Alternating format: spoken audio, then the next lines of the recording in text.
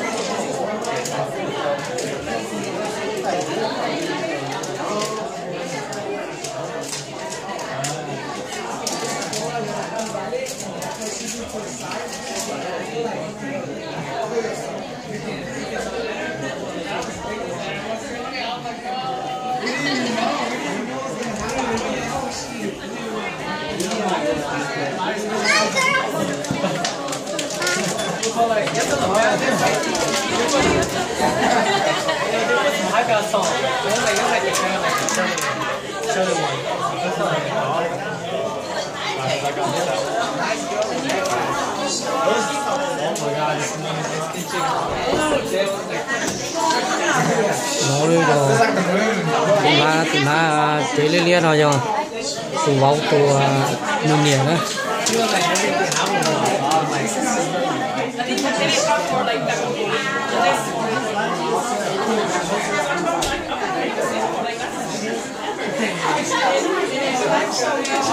hay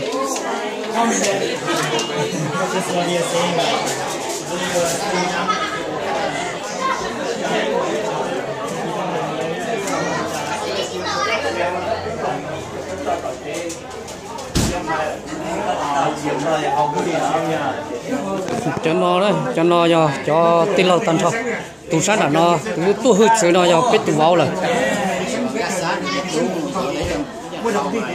mà nung nó sẽ đợi tua nó mà giờ tua cổng và lót chỉ tua sai và yếu gì mì cá ấy yếu tụ vào mì cá đấy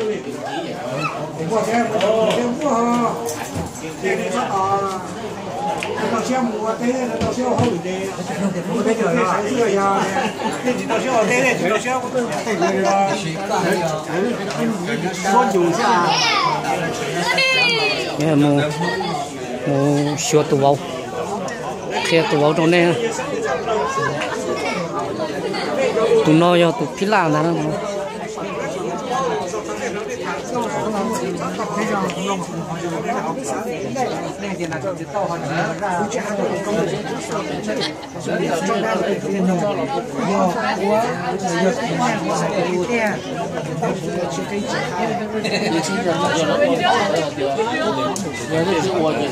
tụ báo từ là tụ báo từ lớn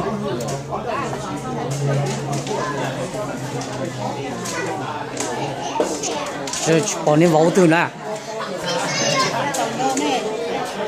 ăn đồ đó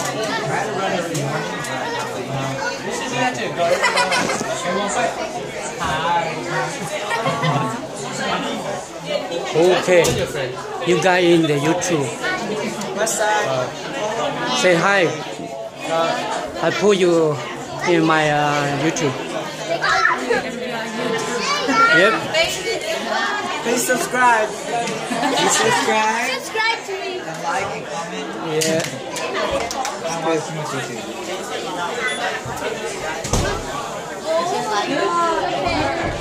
okay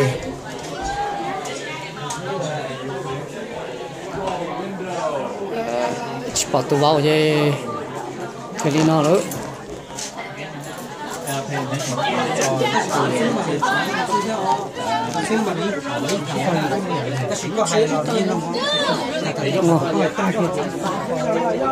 muốn non ra sẽ bột bò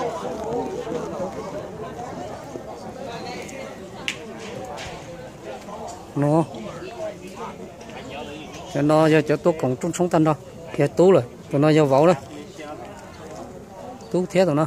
That guy with this would be the best man, I think. Okay, Guy with the yeah. long hair. Tụi vào cho tụi nó này. This is son-in-law. Okay.